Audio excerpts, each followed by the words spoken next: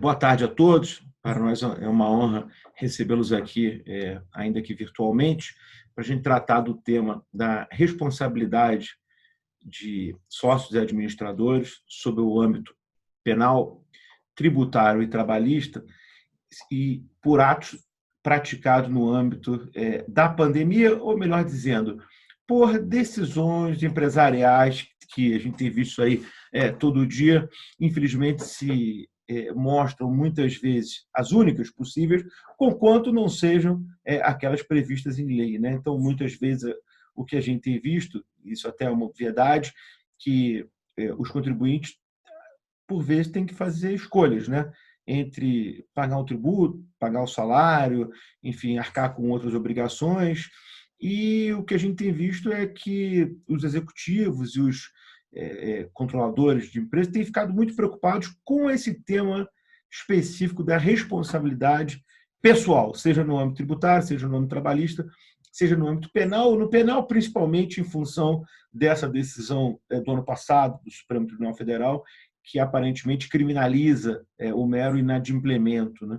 Então, essa é uma decisão que causou uma perplexidade na comunidade jurídica, vamos falar um pouquinho dela aqui com mais calma hoje. Aqui comigo, então, o Pedro Teixeira, que é sócio da área tributária do escritório, o João Pova e a Cris Fontinelli, que são da área trabalhista, e o Moroni, que é nosso sócio da área penal, para a gente poder fazer um bate-papo aqui, compartimentalizando esse assunto nessas respectivas áreas, embora muitas vezes ele venha a se cruzar, né? Então, vamos começar com o João e com a Cris, abordando a questão sobre a ótica trabalhista, e logo na sequência a gente trata do penal e do tributário. João, Cris, vocês têm a palavra. Olá, boa tarde a todos. Acho que o João está um pouco congelado, voltou. É um prazer estar conversando aqui com vocês hoje. Bom, João, a gente não está te ouvindo ainda, mas a nossa... Voltei ou não? A internet parece estar meio instável aqui. Isso. Tá, um pouco. Bastante. Bom, então a nossa intenção hoje é trazer um pouquinho do cenário trabalhista, a responsabilidade não só dos diretores, mas também dos sócios da sociedade. A gente começou esse bate-papo aqui antes do encontro com vocês e achou importante fazer uma distinção na esfera trabalhista da responsabilidade do sócio, efetivamente, e dos administradores. Não é, João? O que você acha importante a gente trazer para esse bate-papo nesse aspecto? Oi, gente, boa tarde a todos. Obrigado pela audiência de vocês.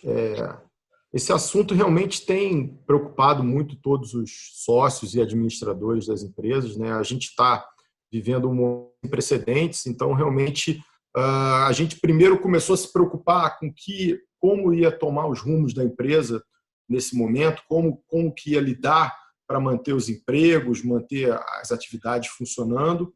Mas, num segundo momento, começam a vir as preocupações. Olha, se tudo que a gente está fazendo não for suficiente para manter os empregos, se tudo não for suficiente para manter a empresa funcionando, quais são os cuidados que a gente tem que ter, né? E aí, Cris, como você muito bem falou, existe uma diferença muito grande entre a responsabilidade do sócio e, no caso, dos administradores, né? Do caso dos diretores estatutários, etc. Basicamente, a responsabilidade do sócio ela é muito mais direta, né?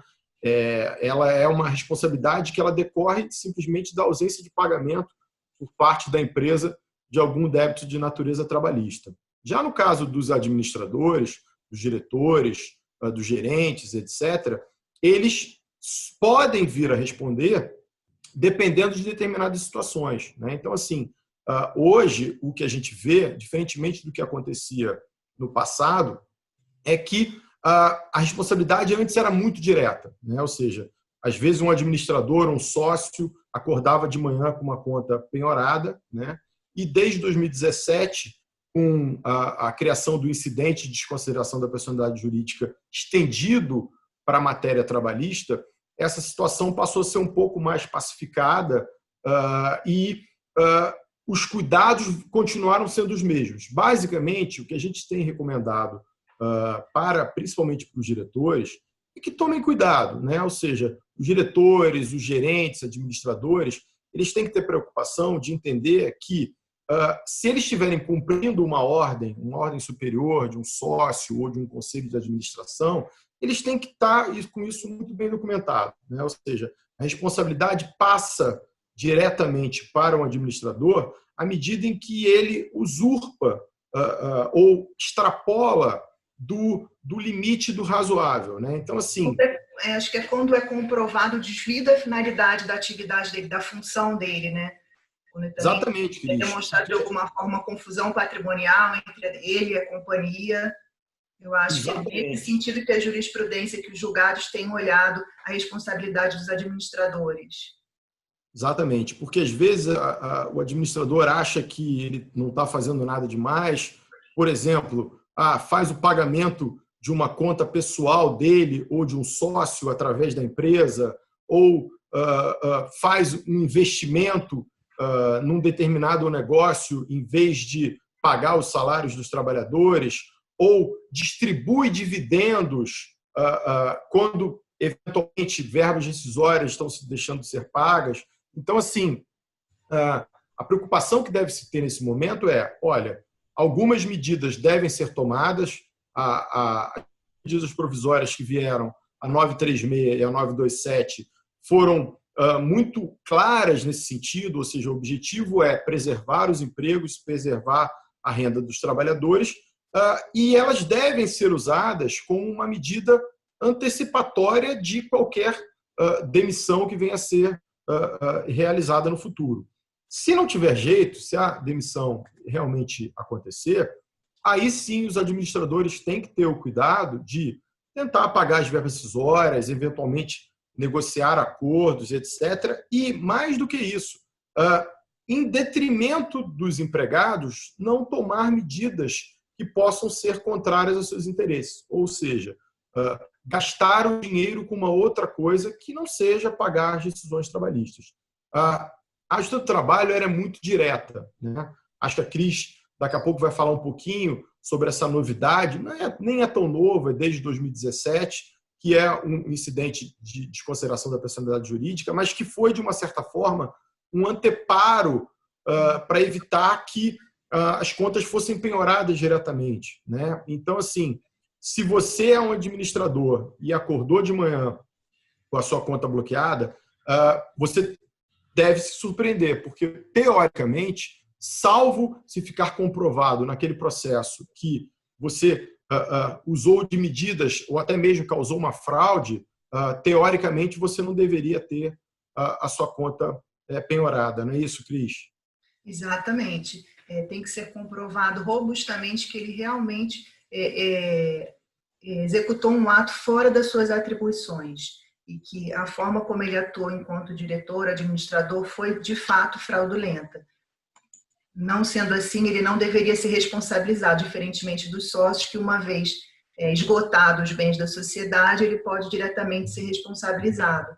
E aí a gente chega na temida desconsideração da personalidade jurídica, que antes não havia uma previsão expressa na CLT, mas era muito usada, né, porque a Justiça do Trabalho, no final do dia, quer alguém para pagar aquela conta, alguém para honrar aquele crédito trabalhista, e às vezes rapidamente os sócios, os administradores eram responsabilizados e viam as suas contas penhoradas, os seus bens construídos em razão de um crédito não honrado pela empresa. Então, hoje a gente tem essa previsão expressa na CLT, no artigo 855A, que nos remete ao Código de Processo Civil e diz que a desconsideração da personalidade jurídica na Justiça do Trabalho hoje é possível, observada aquelas regras. Então, a gente tem sim um anteparo para defender os bens diretos dos sócios e dos administradores hoje na Justiça do Trabalho também. Por isso é importante a gente sempre guardar as provas de que a gente atuou corretamente, seja como sócio ou administrador, e o período que atuou como tal, para que sejam guardados os limites das nossas responsabilidades. Um pouco por aí, né, João? E até a MP da Liberdade Econômica reforçou esse princípio, né? Então, assim, reforçou o fato de que a desconsideração da personalidade jurídica deve ser realizada de forma antecedente aos atos executórios, né? Então, assim, isso, de uma certa forma, permite que o sócio ou o administrador possam se defender de forma prévia, tá? Só que é muito importante que os requisitos que estão previstos no Código Civil, no artigo 50 do Código Civil, que basicamente são evitar a confusão patrimonial, evitar a dilapidação do patrimônio da empresa em prol dos seus sócios, isso deve ser respeitado, né? Porque, ou seja, o seu trabalho ela tem como objetivo defender os interesses dos trabalhadores. Uma coisa que veio, que foi até um pouco favorável, é porque no passado os juízes de ofício podiam executar a desconsideração da personalidade jurídica, né? E agora o próprio TST já pacificou esse entendimento, salvo engano, na Instrução Normativa número 41 de 2018, que diz que, havendo advogado nos autos, o pedido de desconsideração da personalidade jurídica tem que ser feito pelo advogado e não de ofício pelo juiz, e ele tem que passar por todos os ritos, né? E só após tramitados todos os ritos é que pode ser feita a penhora dos bens dos sócios, caso seja deferida a desconsideração. A reclamação deveria ficar suspensa enquanto se discute a desconsideração. Exatamente. Lembrando que o artigo, salvo engano, 131 do Código de Processo Civil permite que seja feita liminarmente uma penhora nos bens desses sócios, caso seja demonstrado que houve alguma fraude durante a discussão do processo. Então, assim, esses cuidados são inequívocos, né? A gente estava conversando também, né, Cris, sobre aquela questão do sócio retirante, né? Porque tem muita gente que pergunta isso para a gente. Bom, até quando a gente vai ser responsável? Eu trabalhei para a empresa durante 5 anos, eu saí. Qual o tempo que eu vou ser responsável pelas dívidas trabalhistas, né? Se naquele momento não tinha nenhuma dívida, eu respondo apenas pelo período em que eu fui sócio. A reforma trabalhista trouxe algumas novidades em relação a isso, né, Cris? Sim, trouxe sim. Hoje a gente tem uma previsão expressa no texto da CLT sobre esse assunto. Ele traz limites sobre a responsabilidade do sócio retirante. O primeiro deles é se deixar claro que essa responsabilidade é subsidiária e pelo período em que o sócio lá esteve atuando como sócio. Não só isso, ele diz que o sócio retirante ele só é responsável pelas ações que forem ajuizadas até 2 anos após averbada a sua saída da sociedade. E aí fica um alerta. Optou por sair da sociedade, assim foi decidido, formalize a sua saída, né? Averbe a sua saída. Cris, isso é super importante, né? Porque tem muita gente que fala assim para a gente, não, mas eu saí da sociedade, eu tenho aqui o documento. Se você não registrou na junta comercial a sua alteração contratual, a Justiça do Trabalho não tem como saber disso, né? Então, assim, são recomendações que a gente faz, porque às vezes são coisas que a pessoa acha, não, mas isso é besteira, não é uma formalidade. Para a Justiça do Trabalho, isso faz toda a diferença, não é, Cris? Exatamente, temos que ter esse documento em mãos. E aí esse artigo também traz claramente a ordem de preferência. O sócio de retirante ele só vai poder ser executado depois que o credor esgotar todos os meios de executar a devedora principal, a empresa. Feito isso, não sendo encontrado em bens para honrar aquele crédito, ele vai poder, aí sim, direcionar a execução para os sócios atuais, passando pelo todo o procedimento da desconsideração da personalidade jurídica, e não tendo sucesso, somente após isso, ele pode ir para os bens do sócio retirante, observado aqueles limites que a gente falou antes, né? O período que ele lá estiver, dos 2 anos após a averbação. Não, exatamente. Eu acho que assim, ter um conhecimento dos seus direitos e seus deveres, até no momento de você sair da sociedade, é super importante nesse momento, né? Porque se você sai da sociedade e acha que vai estar tudo bem, você tem que se preocupar com isso, né? Ou seja, você tem que se preocupar em fazer da melhor forma para que isso lá na frente não cause uma dor de cabeça enorme. Por quê? Porque os processos normalmente demoram, né? Eles às vezes podem ser distribuídos depois da sua saída, mas dentro desses 2 anos que a Cristiana explicou. Então, assim, até o monitoramento do que está acontecendo é relevante nesse momento para que não tenha nenhuma surpresa, né?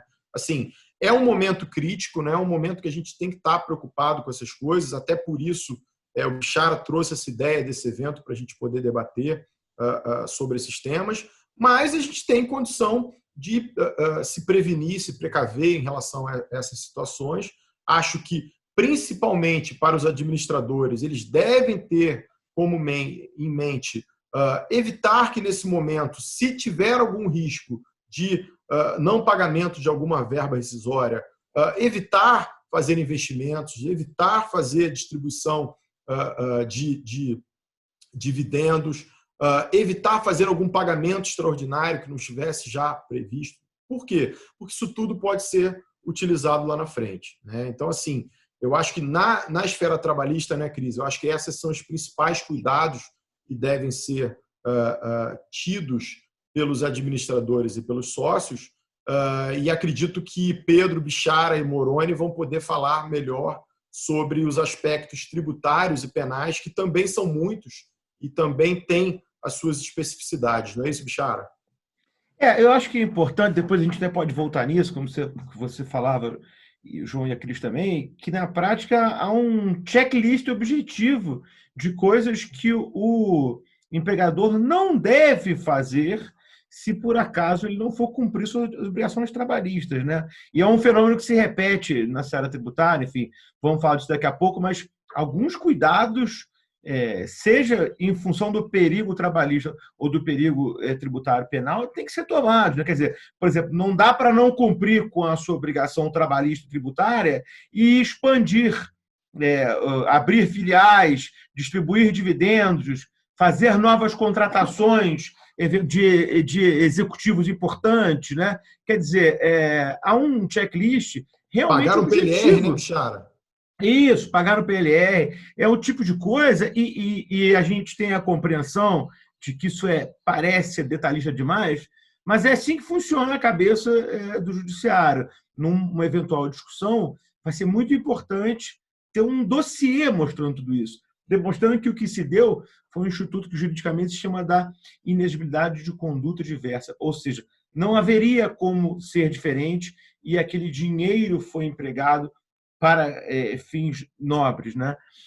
E isso é muito importante na área tributária, porque a gente vai ver que há inúmeros precedentes da jurisprudência que consideram um afastamento da sanção no caso em que o contribuinte é capaz de demonstrar que não tinha outro caminho a seguir.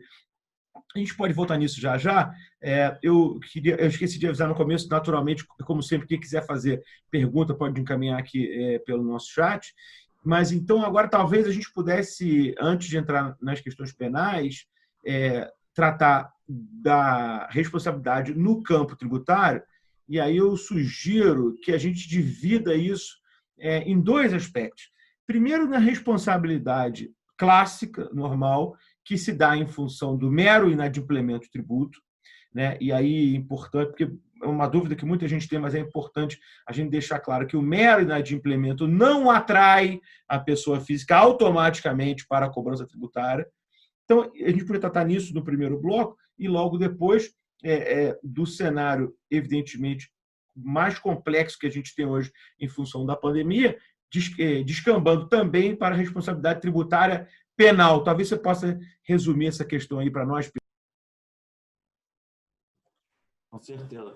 Eu acho que você falou muito bem, né, Bichara? No passado, o mero inadimplemento de tributo não gerava responsabilização penal e poucas vezes gerava também responsabilização patrimonial, né? E aqui acho que é importante a gente dividir primeiro na responsabilização patrimonial e depois na responsabilização penal. A responsabilização penal a gente vai falar junto com o nosso sócio Moroni. A responsabilização patrimonial, que é essa primeira responsabilização, é a obrigação que o gestor, o administrador, tem de efetivamente arcar com o seu próprio patrimônio por débitos que foram incorridos pela pessoa jurídica, tá? Essa responsabilização patrimonial do administrador tem previsão no Código Tributário Nacional, nos artigos 124 e 135 do Código Tributário Nacional, para casos muito específicos, em que esse administrador ele age contrário à lei, basicamente, ou contrário ao estatuto social e contrato social dessa pessoa jurídica. Ou seja, quando o administrador ele está simplesmente administrando de uma forma regular, em tese, pressupõe-se que a pessoa jurídica tem o seu patrimônio próprio e ele não vai responder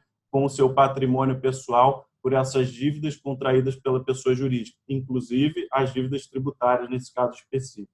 Por outro lado, se ele age com excesso das suas funções, ele pode vir a responder. E diante disso, né, dessa responsabilização desse administrador, muita gente tem nos perguntado no âmbito do Covid, quando que ele, administrador, vai ter que arcar com o seu próprio, pode ter o risco de arcar com o seu próprio patrimônio, no caso de inadimplemento de tributo, e quando ele não vai ter que arcar.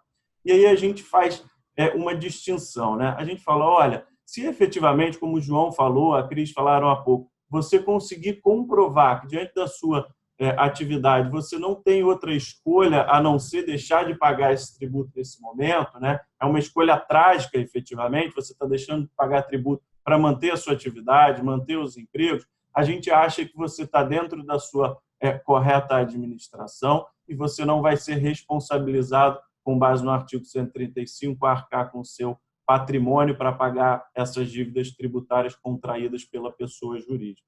Por outro lado, se você está demonstrando uma capacidade financeira muito grande da empresa e simplesmente deixou de pagar o tributo, pode ser que você seja chamado pelo fisco a fazer esse pagamento em solidariedade com a pessoa jurídica. Então, acho que a gente tem que analisar muito a situação concreta, uma situação casuística de quando isso vai acontecer. E uma outra dúvida que muita gente nos perguntou também foi o seguinte, ora, diante disso, é melhor, então, eu não declarar esse tributo que eu deveria pagar durante esse período e não vou fazer esse pagamento, ou eu o declaro e simplesmente não o pago, para tentar mitigar esse risco do meu bem, dos meus bens responderem pela dívida tributária. O que a gente tem sugerido para os nossos clientes tem essas duas alternativas, né? E voltando um pouco atrás, se eu não declarar e não pagar, eu vou poder me valer da denúncia espontânea quando eu tiver caixa. Ou seja, no futuro, quando eu for fazer esse pagamento do tributo, eu posso declará-lo lá no futuro e fazer esse pagamento de imediato e vou fazer o pagamento sem a multa de mora, só acrescido dos juros. Selic, basicamente. Tá? Por outro lado, se eu faço a declaração agora e não o pago, quando eu for fazer o pagamento, eu vou ter que fazer acrescido tanto de juros quanto da multa de mora. Normalmente fica em torno de 20%. Então, é mais caro, basicamente, eu declarar agora, né, e não pagar, do que eu não declarar e pagar. Só que, por outro lado, muito embora seja mais caro, eu acho que é um preço que você faz para poder dormir tranquilo e os seus bens, eventualmente, não responderem por essa dívida. Por quê? Porque se durante esse período o fisco vier te fiscalizar e você não declarou um tributo, podendo declará-lo, você não pagou e não declarou, tem mais chances da sua conduta ela ser estipulada no artigo 135 do Código Tributário Nacional como um excesso, você está agindo contra o contrato social, contra o estatuto social dessa empresa e os seus bens serem efetivamente utilizados para poder pagar essa dívida tributária que a empresa incorreu. Então, você tem um risco menor, efetivamente, patrimonial por enquanto, tá? Você tem um risco menor da empresa declarar esse tributo e não pagar. Se isso acontece, as chances do fisco de colocar o administrador como um responsável solidário é muito mais baixa do que se você simplesmente não declarar e não pagar. Então, acho que isso é uma distinção que a gente tem colocado muito para os nossos clientes, do ponto de vista patrimonial. E, além do ponto de vista patrimonial, dessa responsabilidade patrimonial, você também tem uma responsabilidade criminal, né, que o Bishara chamou a atenção na fala dele. Eu acho que, hoje, aliás, a responsabilidade criminal, inclusive, está mais em voga até do que a responsabilidade patrimonial. Porque o STF, no início do ano, ele fixou uma tese, e aí eu vou ler para vocês, porque é importante todo mundo ter o conceito dessa tese fixada, porque tem dois aspectos nela que são muito importantes. Aí eu abro aspas só para ler o que o STF fixou, tá? O contribuinte que, de forma contumaz e com dolo de apropriação, deixa de recolher o ICMS cobrado do adquirente da mercadoria ou serviço, incide no tipo penal do artigo 2º, inciso 2º da Lei 8137/1990, que é basicamente a lei de apropriação indébita. Tá? Então, se o contribuinte ele efetivamente declara e não paga um tributo, ele vai estar incorrendo nessa infração penal. E também, nesse mesmo aspecto, vários dos nossos clientes vieram nos indagar. Falaram, ora, se aqui fala que quando o cara declara e não paga, ele vai estar incorrendo num crime, talvez seja melhor, então, eu não declarar e não pagar, porque eu não vou estar incorrendo nesse crime. Vários clientes chegaram com essa indagação. E a gente acha que não é bem assim, principalmente pelo que se desencadeou nesse acórdão do STF que gerou essa tese. Por quê? Porque, como eu li aqui, acho que é um pressuposto do crime efetivamente cometido pelo não pagamento do tributo, que o contribuinte haja com dolo. Aquele contribuinte que declara com dolo e que efetivamente seja contumaz, né, que ele nunca pague tributo. Aquele contribuinte que age com dolo, ele vai incorrer nesse crime efetivamente. Mas o contribuinte que não age com dolo, em tese, ele pode não vir a incorrer nesse crime. E diante da pandemia, a gente entende, e depois eu queria ouvir um pouquinho o Moroni, do ponto de vista penal ele concorda com isso, mas do ponto de vista da pandemia, a gente entende que o administrador ele age com muito menos dolo se ele declara um tributo e deixa de pagá-lo por questões adversas, efetivamente econômicas, do que se ele não declara e não o paga. Se ele não declara e não o paga, nos parece que você vai passar para o fisco e para o Ministério Público, o Moroni vai poder falar melhor, uma imagem de que você é um devedor contumaz que está utilizando desse subterfúgio para não pagar tributo. Você está usando essa atitude dolosamente para não pagar tributo. E isso pode gerar, eventualmente, uma imputação criminal. Por outro lado, se o contribuinte ele declara esse tributo e não o paga, essa atitude dolosa dele parece ser muito mitigada. A gente acha que você conseguiria, eventualmente, afastar essa atitude mitigada. É lógico, como eu disse, eu acho que é o preço que você paga para esse administrador dormir tranquilo. Porque quando ele faz essa declaração e não paga, seja na responsabilidade patrimonial, seja na responsabilidade criminal, ele não vai poder se valer da denúncia espontânea e lá na frente pagar esse tributo sem a multa de mora. Mas, enfim, eu acho que é uma tranquilidade que o administrador vai ter nesse momento. Não sei se o Moroni concorda do ponto de vista penal com essa responsabilização que eu falei aqui ao final, Moroni. Me permite só uma observação antes, Moroni, para a gente fazer essa interseção do tributário com o penal. Eu posso imaginar que, nesse momento, eventualmente, os colegas estejam achando que está tudo muito inseguro. Eu também acho que todo mundo concorda com isso. Esse julgamento supremo que o Pedro aludiu, eu tive a oportunidade de funcionar nele, fiz a sustentação oral, que infelizmente não resultou em bom deslinde, mas o que foi curioso ali é que, até então, o crime sempre era a não declaração do tributo. E, como o Pedro comentou, dali para frente, mesmo declarado e não pago, aparentemente configura uma conduta criminalizável. E o que chamou muito a atenção nesse julgamento é que o Supremo fixou essa tese, mas disse que ela só seria aplicada no caso do chamado devedor contumaz. Mas o que é o devedor contumaz? O Supremo não qualificou. O ministro Barroso, que era relator do tema, chegou a mencionar, por exemplo, ele disse de viva voz no julgamento, se deixa de pagar 3, 4, 5 parcelas. Mas o que é isso? É consecutiva? É no espaço de que tempo? 5 parcelas em um ano ou 5 parcelas em 10 anos? Isso ficou muito aberto. A definição de contumácia parece que seria uma coisa absolutamente necessária, né? E aí isso nos recorda até aquela célebre história da Suprema Corte Americana, quando teve que definir pornografia. Que ela diz o seguinte, olha, eu não sei o que é, mas todo mundo, quando vê, sabe, né? Então, aparentemente, a gente está indo para um caminho desse. O que é um devedor contumaz, né? É aquele contribuinte que tem, por estratégia, se financiar sem pagar tributo. E, aparentemente, esse sim estará incluído dentro desse rol de contribuintes que, segundo o Supremo, deverão sofrer sanções penais. Por outro lado, se o contribuinte tiver como comprovar que ele estava diante ali de um beco sem saída, que ele não tinha outra coisa a fazer, então eu acho que não se poderá considerar presente o elemento contumácia. E também, eu acho que aqui nós vamos ter que analisar o passado do contribuinte, né? Então, se ele sempre foi um contribuinte adimplente, sempre pagou seus tributos em dia, mas, surpreso aí pela pandemia, deixou de recolhê-los, eu não posso imaginar que vai haver algum problema. Agora, por outro lado, se é um contribuinte que já não pagava por esporte o tributo, aí ele pode ter problema.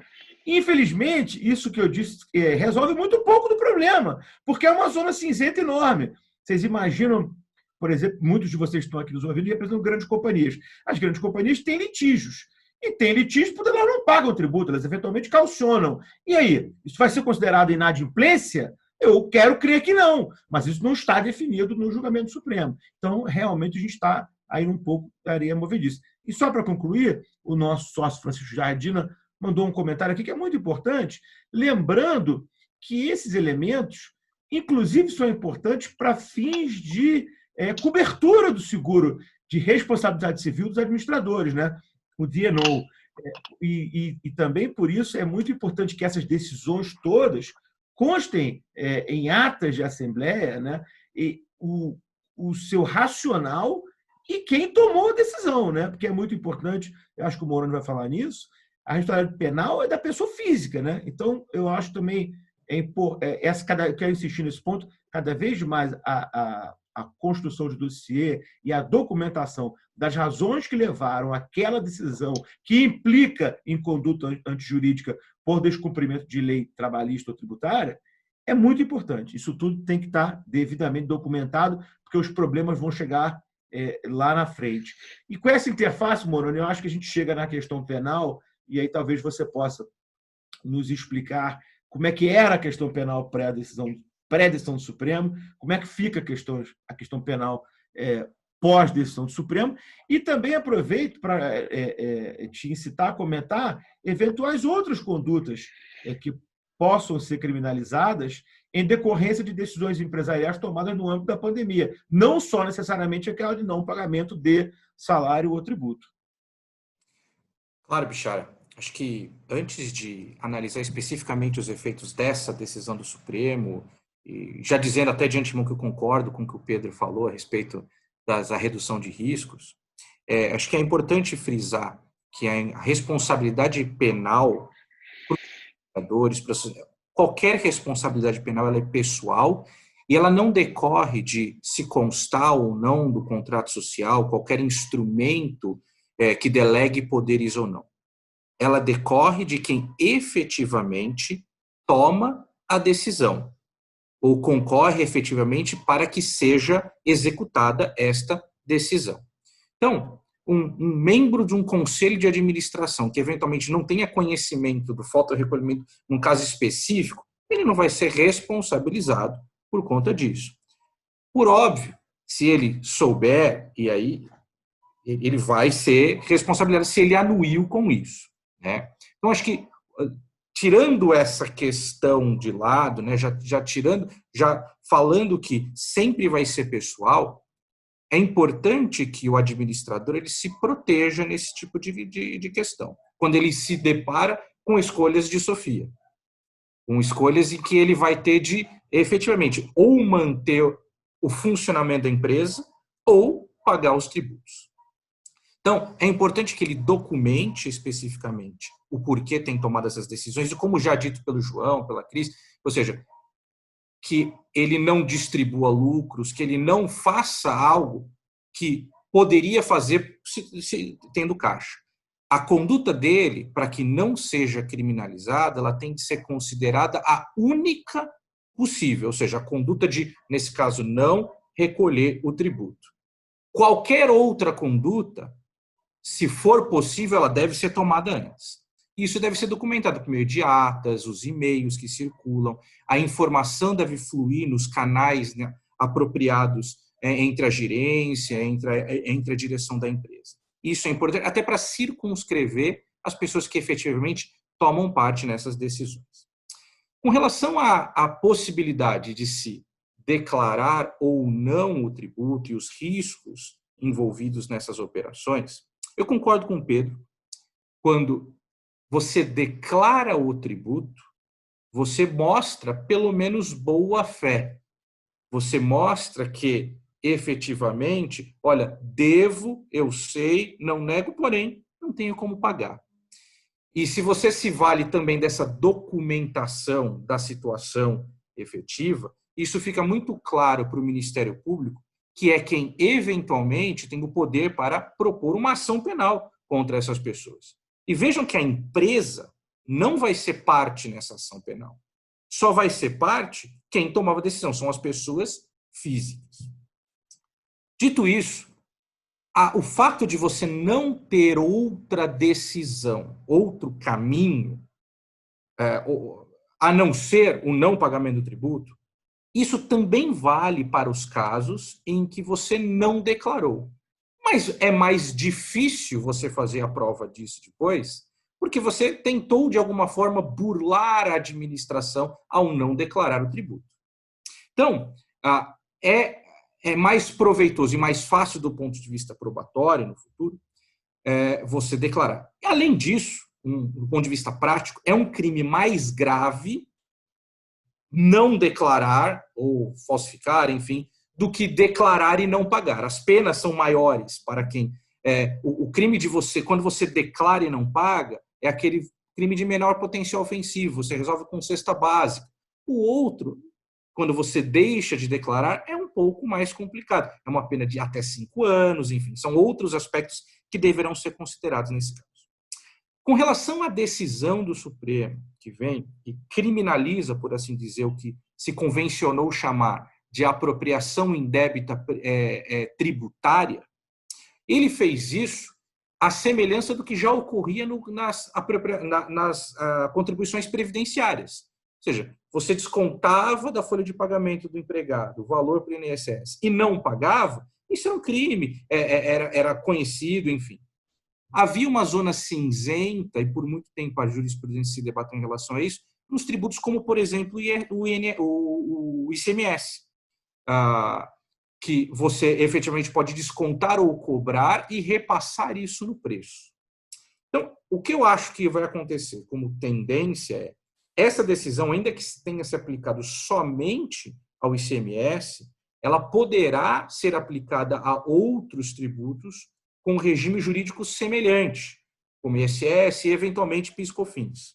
A gente ainda não tem uma decisão quanto a isso, não tem nenhum julgado, essa questão não chegou aos tribunais, mas como o Supremo se posicionou em relação ao ICMS a isso, nós podemos adiantar que, muito provavelmente, a mesma posição será tomada em relação a esses outros tributos.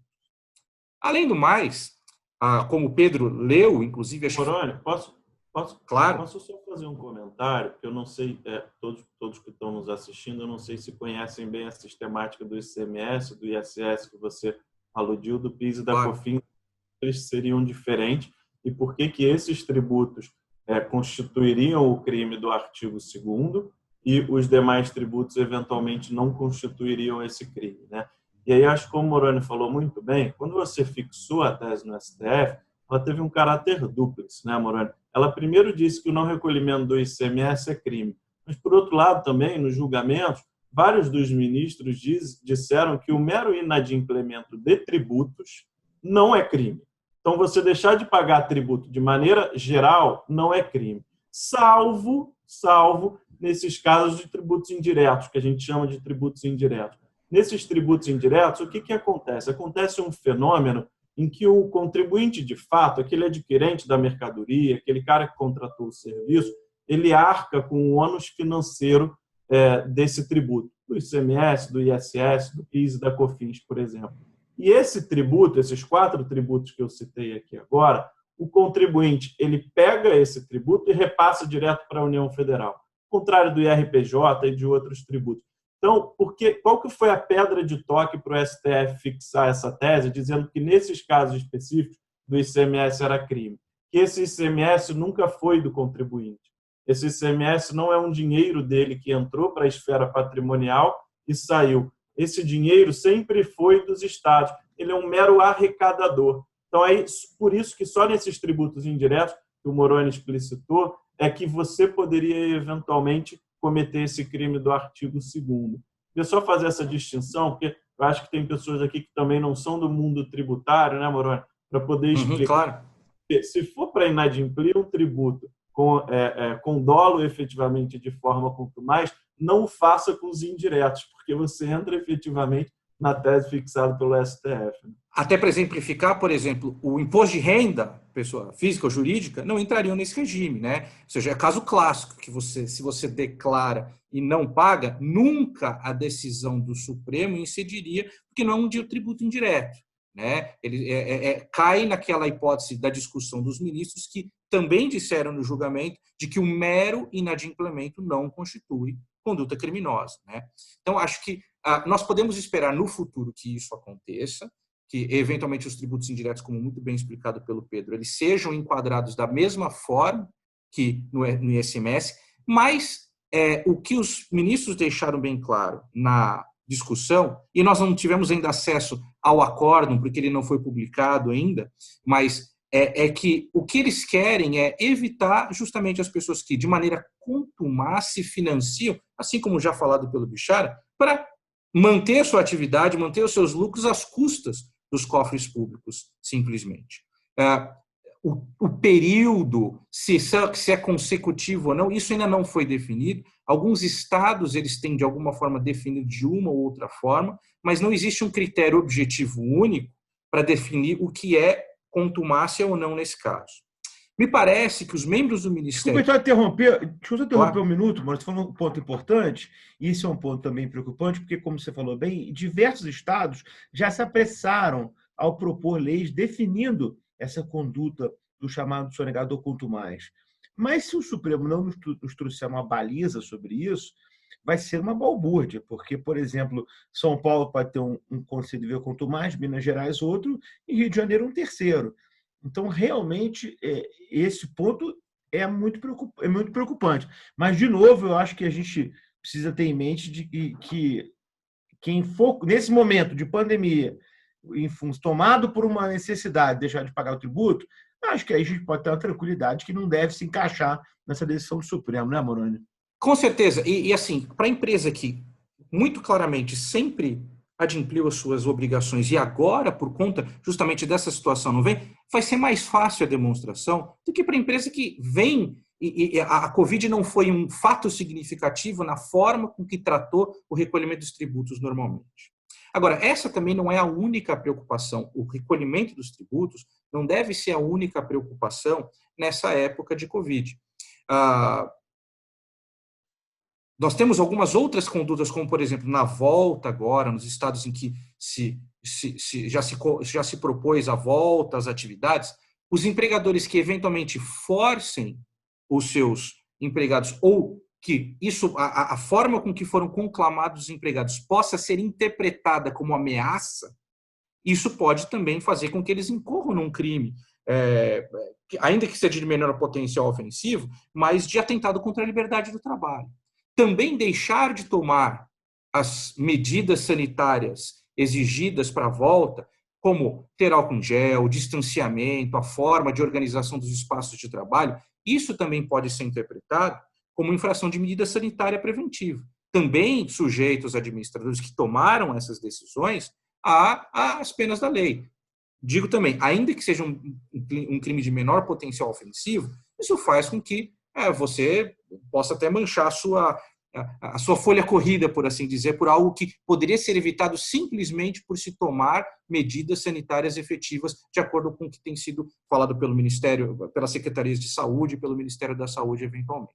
Mas, do ponto de vista prático, acho que são talvez as maiores preocupações. E, para finalizar, só em relação à reforma tributária, como o Pedro falou muito bem, Bichara também, a respeito dos tributos diretos, indiretos, no caso de uma reforma tributária, tem sido falado muito a respeito de uma reforma tributária, de esses tributos eventualmente sejam unidos num IVA ou sejam extintos, o que quer que seja, isso não vai influir no futuro em eventual extinção da punibilidade. Já acabou o tributo, agora não tem. A foto do que é hoje vai ser usada pelo judiciário para considerar essas condutas criminosas ou não. E dizendo sempre que, nos casos dos crimes tributários, o pagamento do tributo, tenham sido eles declarados ou não, em qualquer momento, poderão extinguir a punibilidade, ou seja, dão conta da situação, extinguem completamente o processo e qualquer consequência que dele advenha.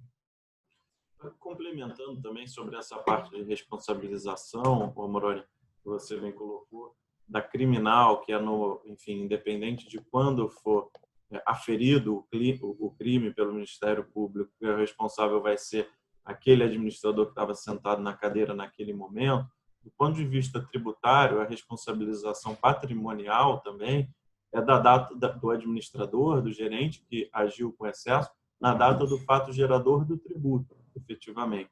Então, se eventualmente o fisco só for iniciar um processo, um auto de infração, qualquer coisa nesse sentido, mas ele vai imputar responsabilidade solidária ao gerente, ao diretor, ao sócio que agiu naquele momento, ele vai imputar e voltar para o momento do fato gerador, agora. Então, independente de ter saído da companhia ou não, entra muito na linha do que você falou, de você registrar em ata todas as deliberações. O Bichara, o João, vocês falaram sobre registrar em ata as deliberações de agora. E a gente tem até uma pergunta aqui nesse sentido, também eu acho que é uma coisa importante a gente não deixar de consignar. O Moroni deixou bem claro ao final da exposição dele, e isso é uma coisa induvidosa, que no caso do crime tributário, o pagamento extingue a punibilidade, ou seja, resolve o problema. Quanto a isso, não é nenhuma dúvida, o pagamento é feito a qualquer tempo. E a gente tem aqui uma pergunta no sentido do parcelamento. Então, o parcelamento, ele suspende, né, a punibilidade, ou seja, fica tudo parado até o final da quitação das parcelas. Mas não há persecução penal, nem há nenhum outro tipo de constrangimento. Mas acho que é importante, Bichara, só em relação ao parcelamento, o momento em que ele deve ser feito. O parcelamento ele deve ser feito até a denúncia do Ministério Público. Ou seja, no caso desses crimes tributários, o que vai acontecer? Depois de lavrado o auto de infração, num caso em que não se declarou, ou num caso que se declarou, simplesmente o Ministério Público vai lá e fala assim, olha, tem aqui, está inscrito na dívida ativa, vou ajuizar a ação. Esse parcelamento, para suspender, tem que ser feito antes do Ministério Público fazer isso, porque depois não adianta. Então, acho que isso é importante colocar. Até numa situação prática, Thiago, que alguns clientes têm feito, enfim, num esforço de caixa, de você não gastar caixa agora, tem gente que está parcelando os tributos correntes. Então, eventualmente, vence agora o mês de junho, em julho você vai e faz o parcelamento. A gente entende que, se for feito o parcelamento antes de adotado qualquer medida pelo Ministério Público, e normalmente não vai ser adotada, porque o prazo é muito curto, você não tem risco nenhum. Tá? Tem alguns clientes que já vieram com essa pergunta para a gente compartilhou, né, Moroni, eu e você sobre isso, e a gente entende que não tem risco nesses casos específicos. É isso mesmo. E um outro ponto também que eu acho importante a gente destacar é o seguinte: com relação à responsabilidade tributária, e aí lembrando que o Pedro colocou no começo, de que o mero inadimplemento não resultará na cobrança contra as pessoas físicas, ou mais precisamente na inclusão dela no polo passivo das execuções fiscais. Isso é importante vocês terem em mente, que nós estamos fazendo aqui um diagnóstico preciso com base na jurisprudência. O que não quer dizer que o contribuinte não vai ter apurrinhação no meio do caminho, né? Então, tem que se defender, né, Bichara? Concretamente, o que a gente vê no dia a dia é que o fisco, até para constranger mesmo, não aplica a jurisprudência do Superior Tribunal de Justiça e sistematicamente insiste na inclusão de pessoas físicas, sócios e diretores de empresa, no polo passivo de execuções fiscais. Isso é feito, assim como a criminalização dessas condutas, com o inescondível intuito de gerar constrangimento, né? Outro dia nós tínhamos aqui um um cliente francês que veio morar no Brasil, no terceiro dia de Brasil, recebeu uma intimação da polícia em sua casa e mandou pagar o tributo. Quer dizer, ele não quis ouvir nenhuma explicação que a gente tinha razão, que a gente tem que ganhar, porque eles operam com base nesse constrangimento. Mas o fato é que, para além do constrangimento, pode gerar percalços, né?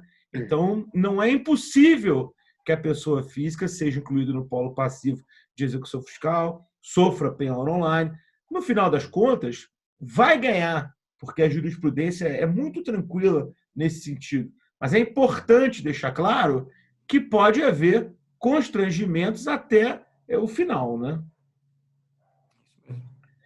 E acho que, Bichara, até pode ser levantado dessa questão e você até tinha tocado nesse assunto antes, da questão das garantias, né?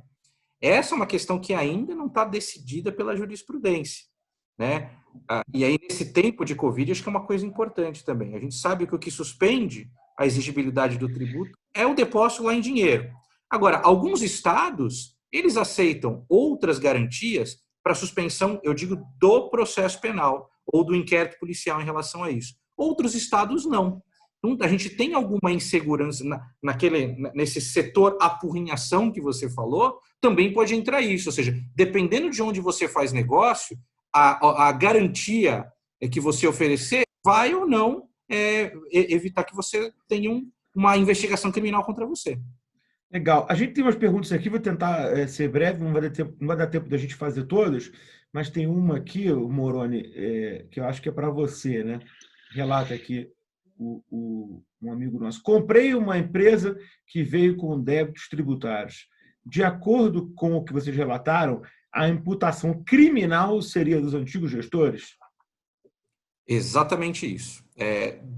Do ponto de vista tributário, enfim, negocial, houve uma avaliação do passivo para tudo isso. Agora, a averiguação de responsabilidade pessoal vai se restringir ao período em que os outros gestores estavam lá. E aí vai ver quem que tomou a decisão, quem deixou de tomar. Agora, quem ingressou agora não vai ter nenhuma possibilidade de responsabilização. O que não impede, eventualmente, que o novo gestor seja chamado para depor com relação a fatos que ele eventualmente tenha apurado que tinham acontecido anteriormente. Não é o mais comum, mas é possível, já vi acontecer algumas vezes. Tá? E aí eu ponho dentro do departamento apurrinhação que o Bichara trouxe. Mas do ponto de vista de responsabilização, assim, é zero possibilidade disso acontecer. Mas, Moroni, deixa eu até aproveitar, Bichara, fazer até pegar um gancho aí, porque nesse exemplo, na esfera trabalhista, há a responsabilidade de quem adquiriu a empresa, né? Então, assim, há uma diferença, ou seja, se você adquiriu a empresa e ela tem dívidas trabalhistas, o novo dono vai ser responsável por ela por causa da sucessão trabalhista, tá? É claro que ele terá, eventualmente, um direito de regresso contra o antigo proprietário, mas a primeira responsabilidade é da empresa, depois dos novos sócios daquela empresa. Então, assim, por isso que a gente sempre recomenda que seja feita uma due diligence para que se ter um cuidado muito grande em relação a isso, porque a justiça do trabalho ela é cruel, ela não aceita uma discussão, não, eu não sabia desse passivo, esse passivo era anterior, você pode até retornar contra o antigo dono, mas a tua responsabilidade vai ser a principal. Uma outra questão que chega aqui, eu acho que mais para o Moroni, é a respeito da definição precisa sobre quem é a pessoa que pode sofrer imputação penal no caso de inadimplência tributária. E aí, relembrando, né, uma vez que a responsabilidade penal não é corporativa, ela é da pessoa física, acho que a pergunta é também nesse sentido, né? No caso de inadimplemento, quem vai ser o responsável? Quem será denunciado? Isso é uma questão relevante e, sabe, não é uma resposta tão simples assim. Ponto de vista empresarial, né, algumas responsabilidades elas decorrem da função que você exerce, né? Um diretor financeiro, por exemplo, tem funções específicas, o comercial, enfim, o executivo que de fato é o CEO. Agora, do ponto de vista penal, a apuração, e ela vai ser feita geralmente pela polícia, é de quem efetivamente tomou a decisão, no caso dos crimes tributários, de ou não declará-los, ou, no caso, declará-los, mas não pagá-los. Então, pode ser o CFO, pode ser o CEO, eventualmente todos que tomaram e sabiam e quiseram que isso fosse feito podem ser, no limite, responsabilizados. Agora, o que nunca ela vai decorrer é simplesmente do contrato social. Inclusive, a pessoa pode não constar do contrato social, de nenhum instrumento de procuração, mas se ela efetivamente toma decisões lá por uma ou outra razão, ela pode ser responsabilizada. Vou dar um exemplo de como isso, e como o judiciário também, de alguma forma, às vezes não sabe tratar a questão. Nós tivemos um caso, um tempo, que na verdade, todo o conselho de administração de uma empresa multinacional foi denunciado por um crime tributário pequeno, na verdade, ocorrido num estado até longínquo, decorrente de transporte, de mercadoria, era um valor pequeno, e havia ainda discussão quanto a isso, mas todo o conselho de administração da empresa foi denunciado, simplesmente porque constavam nos instrumentos, vamos dizer assim, sociais, societários da empresa. A nossa defesa não foi nada do mérito. Falou assim, eles não têm qualquer ato de administração que foi tomado que, primeiro, demonstrasse que eles tivessem conhecimento da questão e, segundo, que eles agiram efetivamente para que isso fosse feito dessa forma. Então, o juiz acertadamente rejeitou a acusação apresentada pelo Ministério Público. Mas acho que para fixar a questão é quem tomar a decisão. Não importa o cargo. Não importa o que está na placa da porta da pessoa, mas o que ela efetivamente fez ou deixou de fazer. João, uma outra questão que chega aqui, e acho que com isso a gente caminha para o final, também uma pergunta sobre decisões trabalhistas tomadas no curso da pandemia, até uma questão curiosa, resumidamente, se o gestor determinar que o empregado volte ao trabalho e o empregado não quiser voltar e assim se manifestar, pode haver alguma imputação trabalhista que gere responsabilidade para a pessoa física? É interessante. João e Cris. A Cris pode até me ajudar nisso, porque a gente tem feito isso para alguns clientes, né? Ou seja, a gente tem tratado dos protocolos de retorno, né? A gente tem feito termos de responsabilidade na qual o trabalhador declara que ele está em plenas condições de saúde e tal. O que pode acontecer é o trabalhador... que o trabalho está seguro também, né, João? Claro, essa é a maior questão, né? Assim, eu acho que quando há uma alegação de impossibilidade de retorno por parte do empregado, não basta ele dizer, eu não vou retornar porque não está seguro. Se aquela atividade está permitida naquela localidade, se não há nenhuma imposição de quarentena ou de atividade para aquele ramo de negócio e que todas as medidas de segurança foram adotadas pelo empregador, não há motivo pelo qual se possa fazer uma recusa.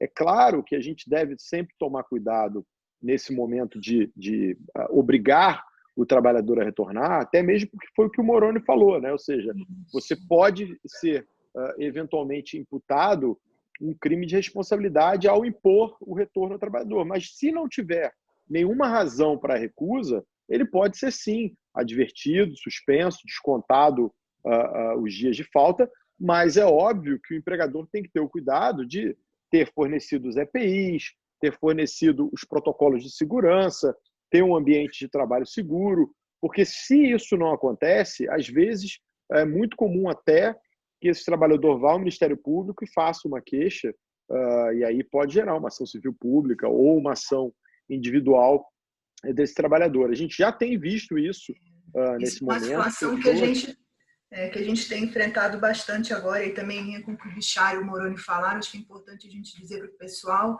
que é essencial nesse momento de retomada que se tenha um comitê formal, que se estruture como esses empregados vão ser recebidos no local de trabalho, quais medidas foram tomadas, o distanciamento entre os postos, eventual mudança de escala de trabalho, que isso esteja muito organizado documentado e disponível para as autoridades que vão lá chegar perguntando, indagando o empregador sobre esses pontos. O Ministério Público do Trabalho já está bem atuante.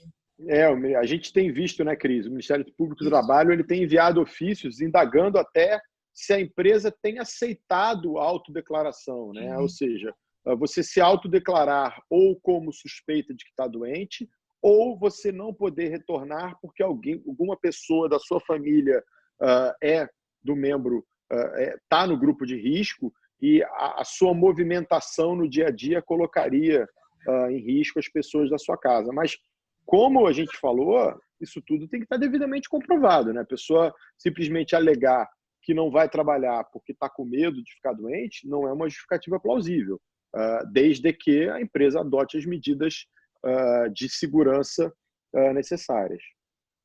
Então, e mesmo essas autodeclarações, elas podem ser motivos de controvérsias, né? Porque se o empregador ele chegar à conclusão que a autodeclaração ela é mentirosa, eventualmente pode dar ensejo a uma justa causa, uma advertência, qualquer coisa nesse sentido, né? Porque o que a gente vê, muitos dos nossos clientes, que já sofriam no passado com declarações, entre aspas, mentirosas de doenças laborais e outros tipos de declarações, que podem eventualmente vir sofrer também prejuízos com essas autodeclarações, né? Então, você vai precisar efetivamente de um comitê para poder checar se as informações das autodeclarações também são verdadeiras, não são. Tem muito cliente que já está manifestando preocupação com relação a isso, né? Pedro, sem dúvida. Assim, ontem mesmo, a gente recebeu uma ligação de um cliente dizendo: olha, eu tenho uma pessoa que disse que era idosa, tinha 62 ou 63 anos, que não ia poder voltar para trabalhar, recomendação médica, e aí 2 ou 3 pessoas voltando para casa viram a pessoa no bar tomando cerveja, sem máscara, tiraram foto e foram na RH. E aí? A pessoa não está trabalhando, a gente está aqui cobrindo o turno dele e ele está no bar tomando cerveja, entendeu? Então, assim, eu acho que esse tipo de coisa é até passível de uma punição. Ou seja, você está em casa recebendo seu salário porque você está supostamente no grupo de risco e, na verdade, em vez de estar em casa, você está na rua se expondo ao risco e não está trabalhando e ganhando para isso. Então, a gente tem que analisar cada uma dessas situações, porque, como o Pedro falou, a declaração, a autodeclaração, às vezes é fraudulenta, né? Isso é até crime, ou seja, o sujeito é falsidade ideológica, o sujeito põe uma assinatura lá num documento em que ele não posso sair de casa porque eu vou colocar o risco e vai para o bar beber. Então, assim, exatamente. Mas tem acontecido muito, gente. Bom, eu acho que com essas considerações a gente já está aí com um pouquinho mais de 1 hora, talvez a gente possa encaminhar para o encerramento. Se vocês não tiverem mais nenhuma observação, também acho que a gente deu cabo aqui das perguntas todas. E acho que a conclusão que fica é de que esse momento pandêmico talvez gere um pouco mais de compreensão, né, por parte do Ministério Público e do Judiciário sobre as razões que levaram os contribuintes a eventualmente assumirem essas condutas antijurídicas, de não pagamento de salário, de tributo, mas é importante que fique muito claro que o contribuinte tem um dever de casa a fazer aqui, que não só ele deve se abster de usar esse recurso, como a gente falou, em contratações, em expansões e em distribuição de dividendo, como ele deve documentar tudo isso muito bem, porque, infelizmente, esses efeitos ou essa persecução do MP só deve chegar daqui a alguns anos. Então, o importante nesse caso é um dever de casa, é um dossiê bem feito, é a comprovação de que realmente não restava outra saída, salvo o não pagamento pontual de salário de tributo. Acho que é isso. Com essas considerações, eu queria agradecer a presença de todos, do dia que a gente continua à disposição de vocês.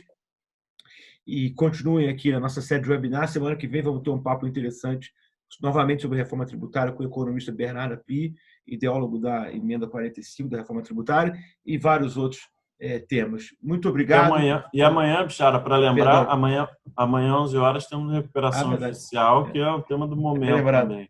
Bem lembrado, com o deputado Hugo Leal, que é o relator da Lei de Recuperação Judicial no Congresso Nacional. Muito obrigado, um abraço, uma boa noite a todos. Obrigado. Boa tarde. Boa noite.